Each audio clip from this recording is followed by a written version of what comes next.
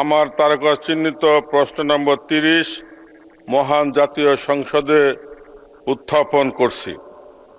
মাননীয় প্রধানমন্ত্রী, অনুগ্রহ করিয়া বলিবেন কি, ক রাজধানী ঢাকাকে ক্লিন এবং গ্রিন সিটি রূপে গড়িয়া তুলিতে সরকার কোনো পদক্ষেপ গ্রহণ করিয়াছে কি না, এবং ক প্রশ্নের উত্তর হ্যাঁ সূচক হলে উক্ত পদক্ষেপসমূহ কি কি। মাননীয় স্পিকার, আপনাকে ধন্যবাদ। মাননীয় প্রধানমন্ত্রী। বিসমিল্লাহির রহমানির রহিম। মাননীয় সংসদ সদস্য, আপনাকে ধন্যবাদ আপনার প্রশ্নের জন্য।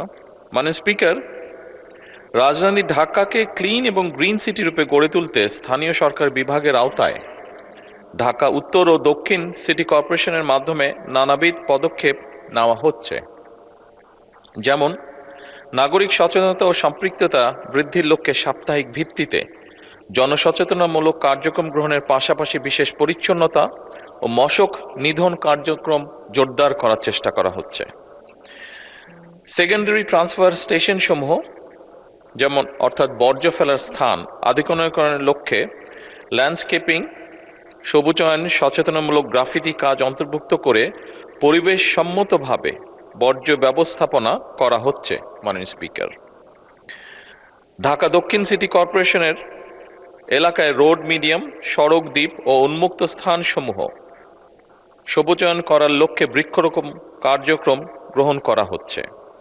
মাননীয় স্পিকার, একই সাথে ঢাকা দক্ষিণ সিটি কর্পোরেশন কর্তৃক কোরিয়া ভিত্তিক বেসরকারি প্রতিষ্ঠানের বিনিয়োগে মাতাইল ল্যান্ডফিলকে সমন্বিত সার্কুলার ইকোনমি ভিত্তিক বর্জ্য ব্যবস্থাপনা এবং জ্বালানি উৎপাদন কেন্দ্রে রূপান্তর করার মাধ্যমে সকল বর্জ্যকে জিরো বর্জ্যতে রূপান্তর করার পরিকল্পনা গ্রহণ করা হয়েছে।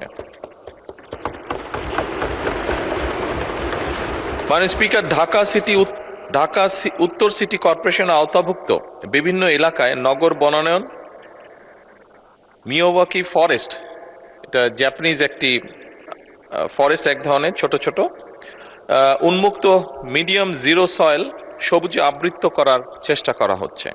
বাত ব্যথা, প্যারালাইসিস কিংবা আর্থ্রাইটিস, আধুনিক ফিজিওথেরাপি ও পুনর্বাসন চিকিৎসায় নির্ভরযোগ্য নাম ডিপিআরসি।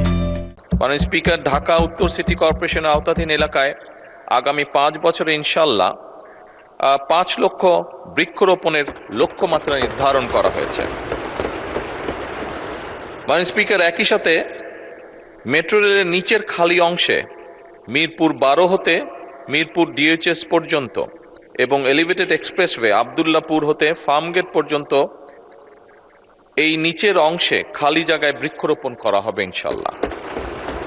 পাশাপাশি রাজধানী ঢাকাকে ক্লিন এবং গ্রিন সিটি রূপে গড়ে তোলার লক্ষ্যে পরিবেশ অধিদপ্তর কর্তৃক ঢাকা শহরের পরিবেশ দূষণ নিয়ন্ত্রণের অগ্রাধিকার দেওয়া হয়েছে।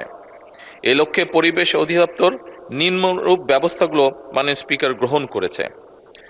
মাননীয় স্পিকার, অনেকগুলো ব্যবস্থা আছে, আমি যদি পড়ি স্বাভাবিকভাবেই সময় অনেক লাগবে, সেই জন্য আমি এটা অনুরোধ করব পঠিত বলিয়া গণ্য করা হোক। মাননীয় স্পিকার, ধন্যবাদ। ধন্যবাদ মাননীয় প্রধানমন্ত্রী। উত্তরের বাকি অংশ পঠিত বলে গণ্য করা হলো।